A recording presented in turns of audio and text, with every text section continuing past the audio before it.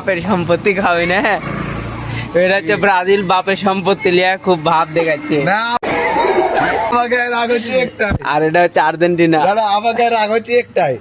আচ্ছা বলেছে দাদা ভিডিওটা তিনটা হচ্ছে টিনের। আচ্ছা ঠিক আছে, তিন না না তিন হয় কার দিল? পাঁচতলা সাত, তিনটা হচ্ছে টিনের আর হচ্ছে দুইটা হচ্ছে আছে তাই না? তিনের কি টিনের খাদা হয়? আজ বলিস আমার কথা শুন, তুই ব্রাজিল, আমার কথা শুন। সারা জীবন চেষ্টা করে আর্জেন্টিনা মানে ব্রাজিলের যা দাম, মানে যা ট্রফি আছে যা দাম হবে, আমার কথা শুন, আর্জেন্টিনা বেশ লটে দাম তুই হবে। তুই বাপ হচ্ছে বাপ দাদা সম্পত্তি তুই খাবো না। এই ভিডিওতে আর্জেন্টিনার সাপোর্টাররা এমন কমেন্ট করবেন, এক ধুয়ে ফেলাই দিবেন। কি বাবা আর্জেন্টিনা সবাই আছে।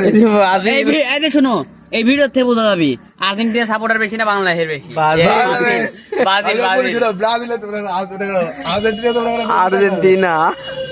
তুই তোর বাপ দাদার সম্পত্তি হলো গর্ভবতী,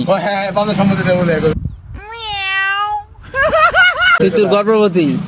বলি কি বললো বাপদার সম্পত্তি, সাপোজ তোমার বাপ রেগে আসছে, তুমি পাবে না সম্পত্তি। আর তুই এখন এটা হলে গর্ভবতী পাবো, কিন্তু এটা হলে তুই গর্ভবতী করিস তুই। অবশ্যই আমি তো আল্লাহ কি লেভেল কে বান্দা বুঝাই। কিছু কিছু লোক আছে চেষ্টা করে বাপের আছে বেটা কিছু করে দেখাচ্ছে। হ্যাঁ করে দেখাচ্ছে। কি বাল ছিঁড়ে দেখাচ্ছে? তুই কি বাসে মানে কোচে তো যাইতে টপি আছে, আর্জেন্টিনার দেশ বেশি মানে বাংলাদেশ এই দাঁড়া, এইবার বিশ্বকাপে প্রমাণ হবে যে বেটা কিছু করতে পারে কিনা।